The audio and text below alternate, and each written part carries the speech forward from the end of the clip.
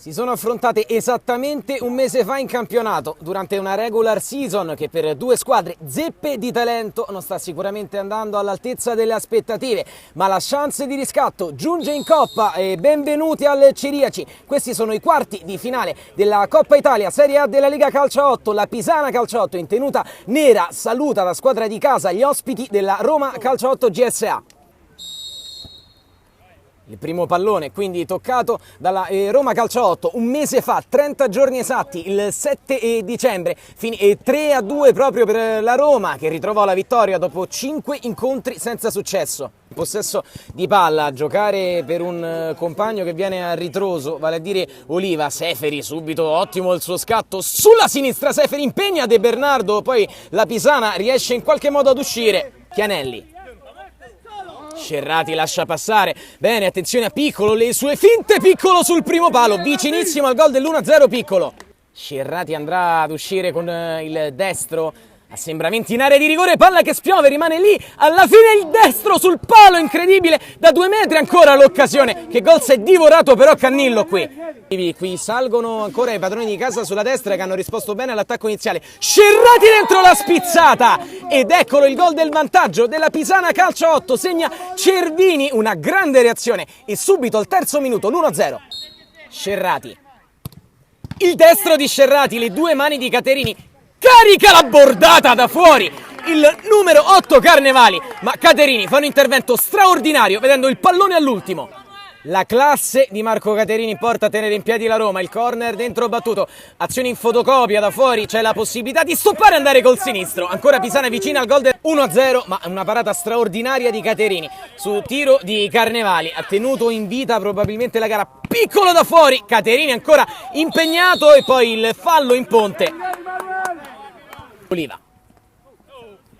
Toccato Seferi, non cade, rimane in piedi, prova il dribbling in mezzo a 3, riesce ad aprire, Seferi si chiude l'1-2 e poi sfiora il gol del pari, complice un grande intervento difensivo. Ha cambiato tanti interpreti anche la Pisana per questa partita di Coppa Italia.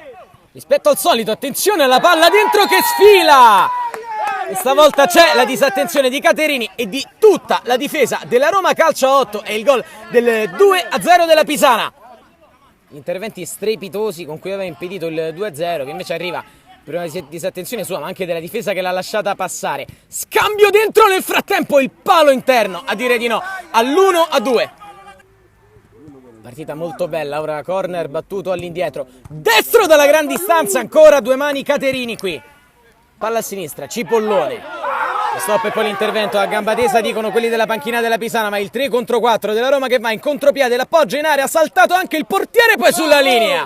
È il gol di Klaus e Seferi che riapre la gara e l'1-2 della Roma Calcio 8 su un contropiede contestato.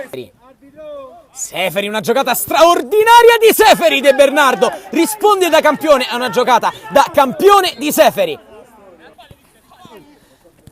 Rientra Ciccolini, c'è Lorusso, il destro di Lorusso, praticamente da fermo, a incrociare Lorusso, un gran gol, nemmeno De Bernardo poteva far nulla in questo caso, eccolo il pari della Roma Calcio 8, 2-2 in apertura di ripresa. Per lo spettacolo a cui abbiamo assistito sinora, che continua con Oliva, il suo destro De Bernardo la lascia lì, poi recupera in qualche modo e ancora De Bernardo riscatta un brutto intervento con un doppio miracolo.